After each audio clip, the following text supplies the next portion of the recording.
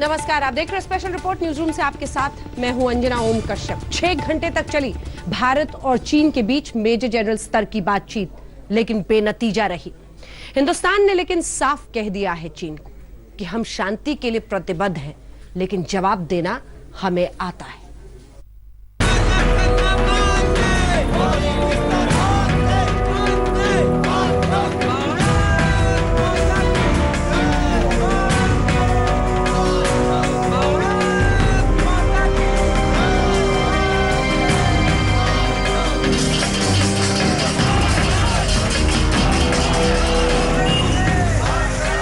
चीन के खिलाफ पूरा देश आक्रोश में है। चीनी सैनिकों के हरकतों पर पूरा देश आग बबूला है। भारत और चीनी सैनिकों की हिंसक झड़प के बाद से गलवान घाटी में हालात तनावपूर्ण है। तनाव दूर करने के लिए आज सुबह 10:30 बजे भारत और चीन के बीच करीब 6.5 घंटे तक मेजर जनरल लेवल की दूसरे दौर की बातचीत हुई। दोनों देशों के मेजर जनरल लेवल के दूसरे दौर की बातचीत भी बेनतीजा रही। भारतीय दल ने इस बात को लेकर नाराजगी जताई कि चीनी सैनिकों ने कुछ भारतीय सैनिकों के शवों को क्षत-विक्षत कर दिया था। चीन के साथ अब लेफ्टिनेंट जनरल या फिर आर्मी कमांडर स्तर की बातचीत हो सकती है। सेना ने साफ किया है कि गलवान घाटी में कोई भी भारतीय सैनिक लापता नहीं हुआ है। दरअसल अमेरिका के अखबार न्यूयॉर्क टाइम्स ने 17 जून के अपने लेख में भारतीय जवानों के लापता होने की बात कही थी। उधर गलवान घाटी सीमा पर तैनात जवानों के लिए 500 फुल बॉडी प्रोटेक्टर मुहैया करवाए गए हैं। ये बॉडी प्रोटेक्टर्स मुंबई से लेह एयरलिफ्ट करके ले जाए गए हैं। पूर्वी लद्दाख के गलवान नाला इलाके में भारत और चीनी सेनाओं के बीच भिड़ंत के बाद एक बार फिर से दोनों देशों के बीच बातचीत का दौर शुरू हुआ है। आज मेजर जनरल स्तर की बातचीत के बाद भारतीय सेना ने कहा है कि उस भिड़ंत में शामिल भारतीय सेना के सभी सैनिकों की संख्या पूरी हो गई है। अब कोई भी अधिकारी या जवान लापता नहीं है। लेकिन इसके साथ ही भारतीय सेना ने लद्दाख से लेकर हिमाचल, उत्तराखंड, सिक्किम और अरुणाचल तक अपनी सैन्य तैयारियों को और मजबूत किया है। भारतीय विदेश मंत्रालय ने एक बार फिर दोहराया है कि भारत किसी भी जरूरत का जवाब देने के लिए तैयार है, फिर भी उसकी प्रतिबद्धता शांति के लिए है। While we remain firmly convinced of the need for maintenance of peace and tranquility in the border areas and the resolution of differences through dialogue, at the same time, as Honorable PM stated yesterday, we are also strongly committed to ensuring India's sovereignty and territorial integrity. I'll also respond to specific questions on the status of Indian soldiers. This has been clarified by the Army earlier today afternoon that there are no Indian troops missing in action.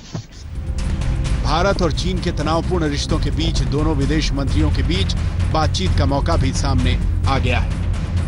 Bharat ने RIC यानी रूस, भारत और चीन की बैठक में शामिल होने के लिए हामी भर दी है। तीनों देशों के विदेश मंत्रियों के बीच वीडियो कॉन्फ्रेंसिंग के जरिए यह बैठक 23 जून को होगी। भारतीय विदेश मंत्री S जयशंकर इस बैठक में शामिल होंगे। उधर चीन अभी भी हठधर्मिता पर उतारू है। 3 दिन में तीसरी बार चीन ने कहा है कि हमला भारतीय सैनिकों ने किया था। चीन के विदेश मंत्रालय के प्रवक्ता हुआ चुइंग ने अपने ट्वीट में लिखा, भारतीय सैन्य दल ने समझौते को तोड़ते हुए LAC को पार किया, चीनी अफसरों और सैनिकों को उकसाया और उन पर हमला किया। इसके बाद दोनों तरफ से बिना हथियार के संघर्ष हुआ, जिसमें तमाम सैनिकों की मौत हो गई। भारत और चीन के तनावपूर्ण संबंधों के बीच कल प्रधानमंत्री मोदी ने सर्वदलीय बैठक बुलाई है। माना जा रहा है कि इस बैठक के बाद भारत चीन को लेकर कोई बड़ी रणनीति बना सकता है। मंजीत नेगी, दिल्ली, आज तक। तो आर्मी ने यह भी साफ कर दिया कि भारतीय सेना का कोई भी सेनाकर्मी कहीं भी लापता नहीं है। इस बीच आपको बताएं, हर स्तर पर सेना हो, सरकार हो, कूटनीतिक और कैसे सैन्य मोर्चे पर उनके खिलाफ एक मजबूत परिस्थिति भारत बनाए, इस पर काम हो रहा है। लेकिन सियासत कहां थमती है। राहुल गांधी ने पूछा कि आखिर हमारे सैनिकों को निहत्था किसने भेजा, क्यों भेजा। सरकार ने कहा 1996 का जो संधि है उसको पढ़िए। मैं पूछना चाहता हूं, इन वीरों को बिना हथियार खतरे की ओर किसने भेजा और क्यों भेजा, कौन जिम्मेदार है। सोमवार की रात भारत और चीन के सैनिकों के बीच हुए घमासान पर अब देश में सियासी घमासान भी मचा हुआ है। कांग्रेस नेता राहुल गांधी इस मामले पर पहले से ही हमलावर हैं। अब वो सवाल उठा रहे हैं कि भारतीय सैनिकों को बिना हथियार खतरे की तरफ किसने भेजा। जवाब बीजेपी की तरफ से भी आया। चीन ने हिंदुस्तान के शस्त्रहीन सैनिकों की हत्या करके एक बहुत बड़ा अपराध किया है। मैं पूछना चाहता हूं, इन वीरों को बिना हथियार खतरे की ओर किसने भेजा और क्यों भेजा? कौन जिम्मेदार है? अगस्त 2008 में एक बहुत बड़ी घटना घटी थी। कांग्रेस और कम्युनिस्ट पार्टी ऑफ चाइना के बीच में बहुत सारे आदान प्रदान हो, उसके लिए एक एमओयू साइन किया गया 2008 में। मित्रों, एमओयू मेमोरेंडम ऑफ अंडरस्टैंडिंग आपने देशों के बीच में सुना होगा, मंत्रियों के बीच में होता है, ये सुना होगा। दो पॉलिटिकल पार्टीज के बीच में ये कितनी बार सुना है, आप जरा बताएं। ये यूपीए और सरकार से परे केवल नेहरू गांधी परिवार के नजदीक आने के लिए ये एमओयू साइन किया गया था। ये एमओयू साइन होने के बाद आप स्टैंड ऑफ के समय चुपके चुपके डिनर कर रहे होते हैं। राहुल गांधी ने गलवान घाटी में निहत्थे भारतीय सैनिकों को लेकर जो सवाल उठाया, उसका जवाब विदेश मंत्रालय से आया। विदेश मंत्री एस जयशंकर ने अपने ट्वीट में लिखा, बॉर्डर पर तैनात सेना की टुकड़ी हमेशा हथियारों से लैस रहती है। पोस्ट छोड़ने के दौरान खासकर 15 जून को गलवान में भी टुकड़ी के पास भी हथियार थे। 1996 और 2005 में हुए करार के मुताबिक आमने सामने होने पर हथियारों के इस्तेमाल पर पाबंदी है। हम आपको बता दें कि भारत और चीन के बीच समय समय पर कई समझौते हुए हैं। सभी समझौतों में बॉर्डर पर शांति बनाए रखने पर जोर दिया गया। 1996 में हुए समझौते में यह साफ साफ लिखा गया है कि दोनों में से कोई भी पक्ष एक दूसरे के खिलाफ अपनी सैनिक क्षमता का इस्तेमाल नहीं करेगा। एलएसी के दोनों ओर तैनात की गई फौज किसी भी तरह से एक दूसरे के खिलाफ सैनिक गतिविधियों में शामिल नहीं होंगे। गलवान घाटी में चीन और भारत के सैनिकों के बीच घमासान के बाद से ही विपक्ष मोदी सरकार की चीन नीति पर सवाल उठा रहा है। विपक्ष सरकार को ललकार रहा है। 6 जून को कहा गया कि डी एस्केलेशन होगा, डी एंगेजमेंट हो गया। अब सवाल ये पैदा होता है कि जब आप डी एस्केलेशन, डी एंगेजमेंट की बात करते हैं तो फिर हमारे ये 20 सिपाही कैसे मारे गए? हम सबसे पहली बात प्राइम मिनिस्टर से हम पूछना चाहते हैं कि इसकी अकाउंटेबिलिटी किस पर है, इसका जिम्मेदार कौन है? आदरणीय प्रधानमंत्री जी, भटकाइए मत, लड़खड़ाइए भी मत, छटपटाइए भी मत। ये बताइए कि हमारे सैन्य अधिकारी व सैनिकों को निहत्थे भेजने का निर्णय आपकी सरकार में किस व्यक्ति ने लिया था, उसका नाम बताइए। भारत के लिए ये मुश्किल वक्त है जब एक सीमा पर पाकिस्तान पहले से ही घात लगाए हुए है। पुराना दोस्त नेपाल भी आंखें दिखाने लगा है और अब जब चीन के साथ सीमा पर हालात तनावपूर्ण है, ऐसे में भी देश में सियासत हो रही है। जितेंद्र बहादुर सिंह के साथ हिमांशु मिश्रा, दिल्ली, आज तक। जामयांग नामग्याल शेरिंग, जी हां, अब आपको सुनाते हैं लद्दाख के सांसद क्या कह रहे हैं। इस बातचीत में वो कह रहे हैं कि चीन को अब सच का सामना करना होगा, हिंदुस्तान हर मोर्चे पर सही जवाब देने को तैयार है। और क्या कुछ कहा, आइए सुनाते हैं एक खास बातचीत हमारी सहयोगी श्वेता सिंह के साथ। आप लाइन ऑफ एक्चुअल कंट्रोल तक जा रहे हैं, आप उन सारे इलाकों का दौरा कर रहे हैं, लोगों से बातचीत कर रहे हैं। आपकी हिसाब से हम स्थिति का आकलन चाहेंगे। सबसे पहले गवर्नमेंट ऑफ इंडिया ने पूरा कोशिश किया कि डिप्लोमेसी लेवल पे टॉक करके, मिलिट्री लेवल पे टॉक करके सिचुएशन को डी एस्केलेट करने के पूरा कोशिश किया, लेकिन चाइना ने जो है पूरा धोखा दिया। ये हम सब कह सकते हैं, चाइना ने पूरा धोखा दिया। और मुझे जानकर ये आश्चर्य हुआ और चाइना ने ऑफिशियल स्टेटमेंट रिलीज करके ये कहा कि इंडिया ने चाइना के अंदर आने की जो कोशिश किया। हालांकि दुनिया इतना भी बेवकूफ नहीं हो सकते है, पूरा तिब्बत को हड़प लिया, तिब्बत को हड़प लिया। अक्साई चीन जो हमारा जो 62 तक के जो आंकड़ा अगर मैं बता दूं तो 37,244 किलोमीटर जो है अभी चीन के कब्जे में है। शक्सगम वैली जो काराकोरम के पीछे 5,000 स्क्वायर किलोमीटर जो इंडियन टेरिटोरी है, पाकिस्तान ने चाइना को वो दे दिया, वो भी चाइना के कब्जे में है। इतने सारे कब्जे करने के बाद ये कहते हैं कि भाई इंडिया चाइना के अंदर घुस के आया, तो ये एक पूरा दुनिया जो है इस पे विश्वास करना तो दूर की बात है, दुनिया चाइना पे आज हंस रहा है कि ये कैसा झूठ है। ये जो नामों का होता है, चाइना का नाम हमेशा अलग होता है हिंदुस्तान से, ये अक्साई चिन हमारा नाम है, उनका? ये मैं हमेशा मैं सोचते रहता हूँ। आज जो है इस सिचुएशन के बाद पूरे हमारे देशवासियों को, खासकर सरकार तो इसके बारे में पूरा सरकार के पास जानकारी है, सरकार के पास अंगड़ा है, लेकिन देश वालों के सामने, खासकर मीडिया में जो एक्सपर्ट्स लोग बैठ के जब डिबेट करते हैं, तो हमेशा मैं ये सोचता हूँ इसको अक्साई चीन क्यों नाम दिया, किसने दिया है ना, किस इंटेंशन को लेके इसको अक्साई चीन बताया। Aksai, what does Aksai mean, Aksai का क्या मतलब है और इसके साथ चीन शब्द क्यों जोड़ा? क्योंकि जमीन हमारा है, इसको हमने चाइनीज ऑक्युपाइड लद्दाख या चाइनीज ऑक्युपाइड इंडियन टेरिटरी क्यों नहीं बोला?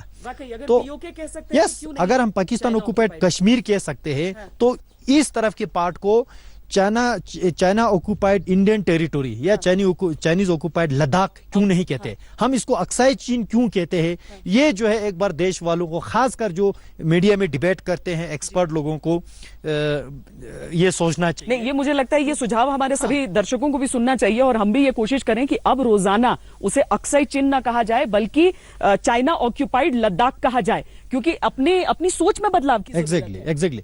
और सेम थिंग शक्सगम वैली जो है, बहुत कम लोग जो है शक्सगम वैली की चर्चा करते हैं। शक्सगम वैली 5000 स्क्वायर किलोमीटर जो है काराकोरम रेंज के जो पीछे के जमीन है। अब वहां 5000 स्क्वायर किलोमीटर किसी को लगेगा यार वहां बर्फ होगा, पहाड़ होगा, बंजर होगा, कुछ नहीं होगा, लेकिन उसको उस दृष्टि से नहीं देखना चाहिए। वो जो है सीपेक का रूट आज पूरे लद्दाख को, हिंदुस्तान को जो घेर के चाइना ने जो रोड बनाया, जो वहां के कॉरिडोर जो रोड बनाया, वो जो उस एंगल से, स्ट्रेटेजिक पॉइंट ऑफ व्यू से जो है ये शक्सगम वैली जो है बहुत एक इंपॉर्टेंट भूभाग जो है भारत का है। तो इस पे भी ऐतिहासिक तौर पर बंजर जमीन जो कह दिया गया अक्साई चिन को भी, वो एक बड़ी ऐतिहासिक भूल है। मैंने तो संसद में भी जब 370 का एब्रोगेशन हुआ था, मैंने उस दिन भी कहा, मैं कहते आया हूं, क्योंकि यहां बंजर कुछ नहीं होता है, चाहे वो बंजर हो, वो सूखा हो, वो रेगिस्तान हो, वो पहाड़ी इलाका हो, कुछ भी हो, लेकिन अपने देश की जमीन है, ये किसी को नहीं भूलना चाहिए, किसी को नहीं भूलना चाहिए। बहुत बहुत धन्यवाद हमसे बातचीत करने के लिए। और ये विश्वास जरूरी है, आज भारतीय सेना में तो है ये विश्वास, वो काबिलियत भी है, लेकिन आम जनमानस के मन में, दिलो दिमाग में ये बात घुसनी चाहिए कि अक्साई चिन भारत का हिस्सा है, अतिक्रमण चीन ने किया है अपनी तरफ से। अगर चाहे वो गलवान घाटी को लेकर कोई दावा कर ले या फिर ये कहे कि नहीं भारतीय फौज उधर आई थी, वो सरासर झूठ है। इन तमाम खबरों के बीच बड़ी खबर आती हुई मुंबई से। जी हां, सुशांत सिंह राजपूत के सुसाइड केस के मामले में जांच करती हुई पुलिस आगे बढ़ रही है। उनकी दोस्त रिया चक्रवर्ती से पूछताछ की गई है।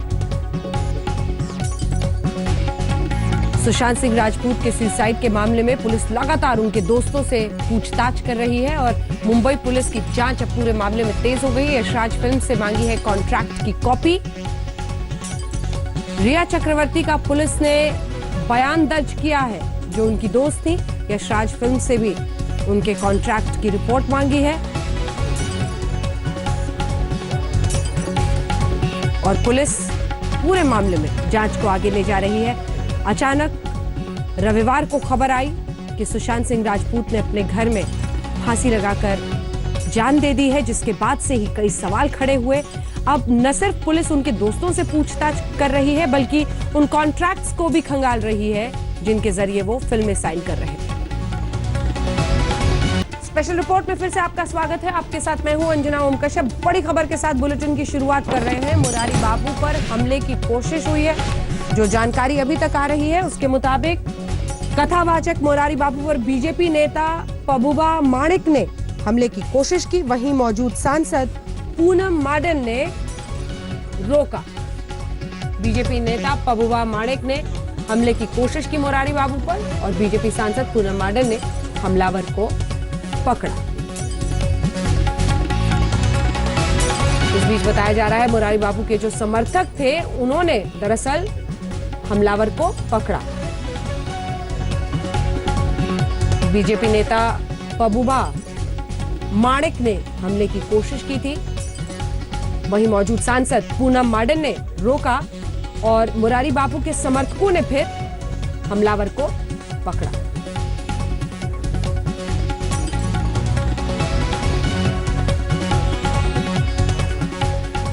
गलवान घाटी में चीन के साथ भारत की जो खूनी झड़प हुई उसमें भारी पड़े भारत के योद्धा। आइए आपको दिखाते हैं उन शहीदों की शौर्य गाथा जिनके सामने चीन को घुटने टेकने पड़े।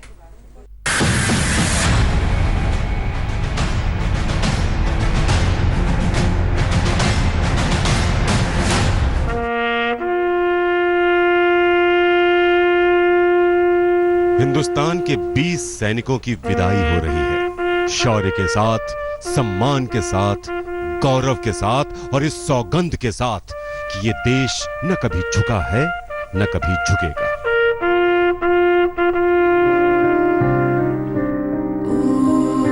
गलवान घाटी में चीन के साथ आमने सामने की मुठभेड़ में देश के अलग अलग 11 राज्यों के 20 वीर सपूत शहीद हुए हैं।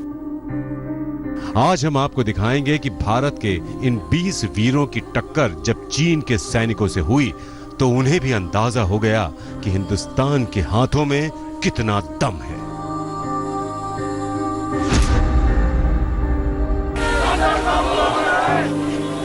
ये हुजूम कर्नल संतोष बाबू की वीरता को सल्यूट करने आया है।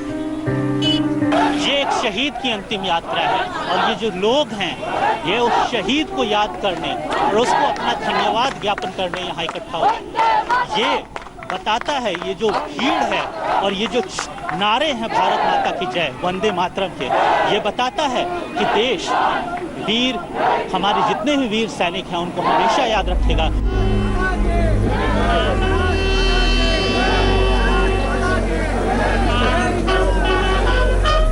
हम आपको बता दें कि कर्नल संतोष बाबू की बदौलत ही गलवान घाटी में चीन को पीछे हटना पड़ा। उन्होंने चीन को ऐसा सबक सिखाया कि उसे भारत से भी दोगुना नुकसान इस सैनिक झड़प में उठाना पड़ा है। आपको बता दें कि कर्नल संतोष बाबू अपने माता पिता की इकलौती संतान थे, लेकिन इस बात का उनके माता पिता को कोई भी मलाल नहीं है। गर्व है कि उन्होंने मातृभूमि के लिए बलिदान दिया।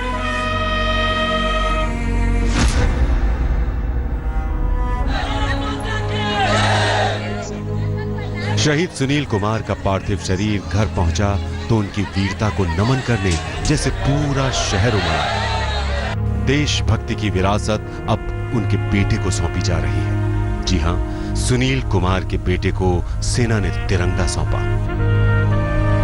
सुनील कुमार ने अपनी बहादुरी का परिचय देते हुए चीनी सैनिकों के छक्के छुड़ा दिए। बहादुर सुनील की जांबाजी से घबराए चीनी सैनिकों ने धोखे से इन पर पीछे से वार किया, जिसमें सुनील शहीद हो गए।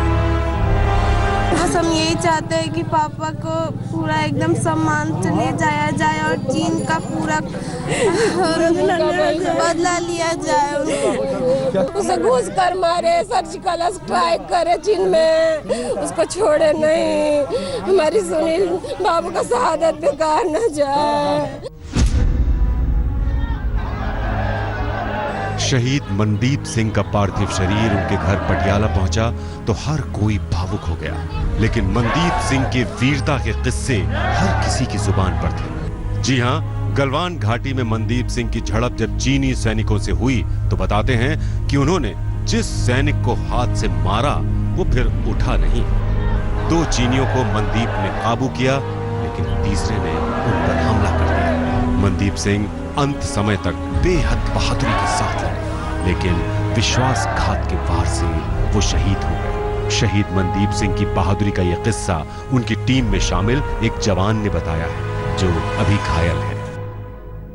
वो एक बहुत ही बहादुर जांबाज लीडर सीगे, जिन्होंने साडे देश दे उत्ते लड़दे लड़दे अपनी जान निछावर कर दी। तमिलनाडु के रामनाथपुरम जिले में शहीद के पलानी का पार्थिव शरीर जब तिरंगे में लिपटा हुआ आया तो लोगों का सैलाब उमड़ पड़ा। पलानी भी उसी टुकड़ी में शामिल थे जिन्होंने चीन की चौधराहट पर चोट की, जिन्होंने चीनी फौज को ऐसा सबक सिखाया कि कि उसकी आने वाली कई नस्लें भारतीय फौज से कांपेंगी। कड़ुकालूर की माटी के लाल पलानी की अंतिम विदाई पूरे सैन्य सम्मान के साथ की गई। 3 जून को पलानी का जन्मदिन था। उस दिन वो ड्यूटी पर थे। इसी दिन उनके परिवार के लोगों ने गृह प्रवेश किया था, लेकिन बॉर्डर पर तनाव के चलते वो पूजा में नहीं पहुंच पाए। उन्होंने कुछ दिन पहले ही 17 लाख रुपए का लोन लेकर अपना घर बनवाया था।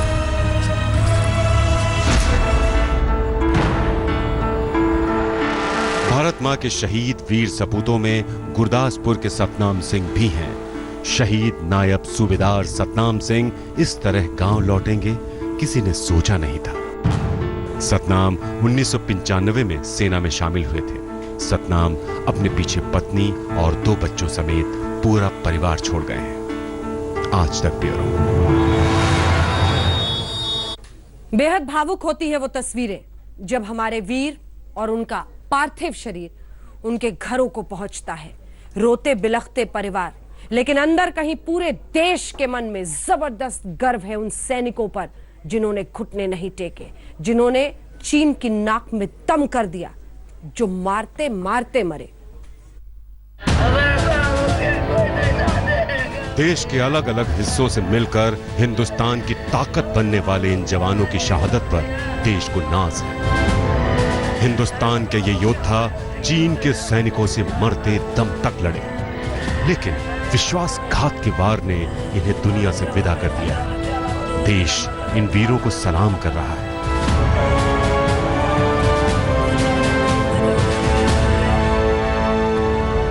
गलवान घाटी की मिट्टी में हिंदुस्तानी फौजियों का लहू मिल चुका है।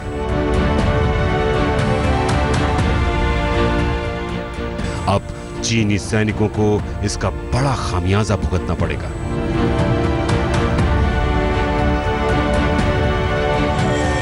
मध्य प्रदेश के रीवा जिले के छोटे से गांव फरेंदा का वीर चीनी सैनिकों से टकराते हुए शहीद हो गया। 30 साल के दीपक सिंह के शहीद होने की खबर जैसे ही उनके गांव में आई, मातम छा गया। 6 महीने पहले ही दीपक की शादी हुई थी।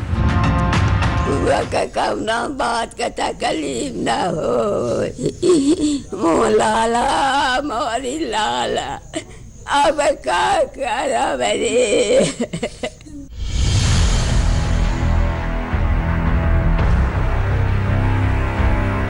हिमाचल प्रदेश का लाल चीनी सैनिकों से लड़ते लड़ते शहीद हुआ तो फौजी पिता को भी गर्व है। अंकुश के पिता कहते हैं कि शहीद होना देश के प्रति फर्ज पूरा करना है।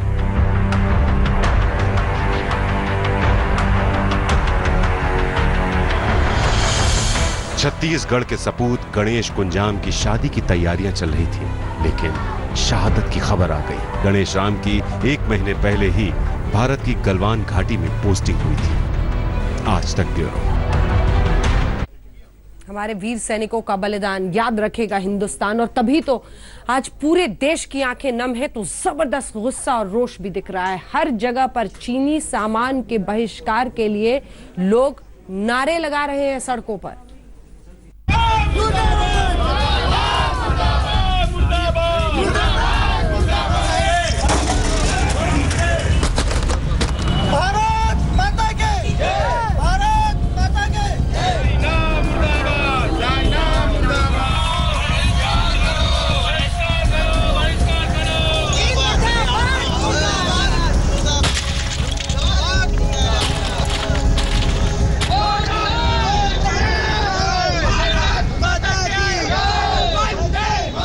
बीस शहीदों की शहादत पर आज हिंदुस्तान का खून खौल रहा है।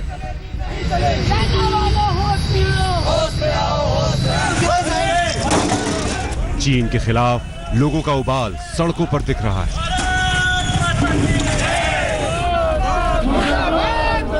चीन के झंडे और जिनपिंग के पोस्टर जलाए जा रहे हैं।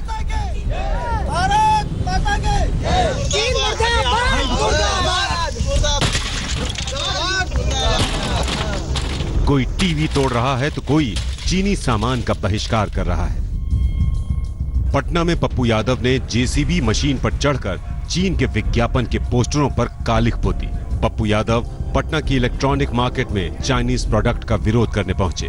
वहीं चाइनीज कंपनी और उसके विज्ञापन पर रोक लगाने की मांग की। उधर मोदी सरकार में मंत्री रामदास आठवले ने तो रेस्टोरेंट में चाइनीज फूड पर भी रोक लगाने की मांग कर डाली। चाइनीज होटल्स है, चाइनीज रेस्टोरेंट है, ऐसे रेस्टोरेंट पर पाबंदी लगानी चाहिए और चाइनीज रेस्टोरेंट चलाने वालों ने चाइनीज रेस्टोरेंट बंद करना चाहिए। 20 सैनिकों की शहादत पर पूरा देश उबल रहा है। उत्तर से दक्षिण तक, पूरब से पश्चिम तक चीन के खिलाफ आक्रोश दिखा रहा है। शहर शहर चीनी सामान के बहिष्कार की मांग तेज हो गई है। आज तक ब्यूरो।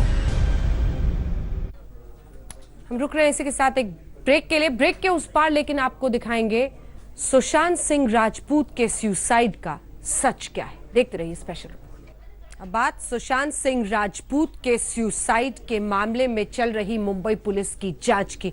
आपको बताएं कि मुंबई पुलिस न सिर्फ उनके दोस्तों से पूछताछ कर रही है, जांच तेज करते हुए उनकी दोस्त रिया चक्रवर्ती से भी पूछताछ हुई है। इस बीच तमाम कॉन्ट्रैक्ट्स भी खंगाले जा रहे हैं जिनके जरिए फिल्म साइन कर रहे थे सुशांत सिंह राजपूत। सुशांत सिंह राजपूत की आत्महत्या की गुत्थी सुलझने का नाम ही नहीं ले रही। सुशांत आत्महत्या केस में अब तक कई लोगों से पूछताछ हो चुकी है। अब सुशांत की कथित गर्लफ्रेंड रिया चक्रवर्ती भी अपना बयान दर्ज कराने के लिए बांद्रा पुलिस स्टेशन पहुंची। सुशांत केस में पुलिस उनके हर करीबी से पूछताछ कर रही है। रिया चक्रवर्ती से भी पुलिस ने करीब 1 घंटे तक सवाल जवाब किए। पुलिस ये छानबीन कर रही है कि आखिर सुशांत के सुसाइड के पीछे वजह क्या है। इस कड़ी में रिया चक्रवर्ती 12वीं सदस्य हैं जिन्हें पूछताछ के लिए बुलाया गया है, क्योंकि सुशांत ने आखिरी कॉल रिया को ही किया था। सूत्रों की माने तो एक बात यह भी पता चलती है कि सुशांत ने मरने से पहले नौकरों का फाइनल पेमेंट किया था। साथ ही उन्होंने अपने कुछ उधार भी क्लियर कर दिए थे। उन्होंने नौकरों से कहा था कि वो अब आगे उन्हें पैसे नहीं दे पाएंगे। ये सुनकर वो थोड़ा निराश भी हुए थे। वहीं सुशांत के घर की छानबीन से पता चला है कि उन्हें पढ़ने का बेहद शौक था, खासकर फिजिक्स में ज्यादा दिलचस्पी थी। उनके घर से 5 डायरियां मिली हैं। आज तक ब्यूरो। इसी के साथ स्पेशल रिपोर्ट में न्यूज़ रूम से इतना ही। आप देखते रहिए आज तक। नमस्कार, मैं हूं अंजना ओम कश्यप। हमें उम्मीद है ये वीडियो आपको पसंद आया होगा। लेटेस्ट खबरों के लिए यूं ही देखते रहिए आज तक और इस वीडियो के पसंद आने पर लाइक, शेयर एंड सब्सक्राइब करना ना भूलें।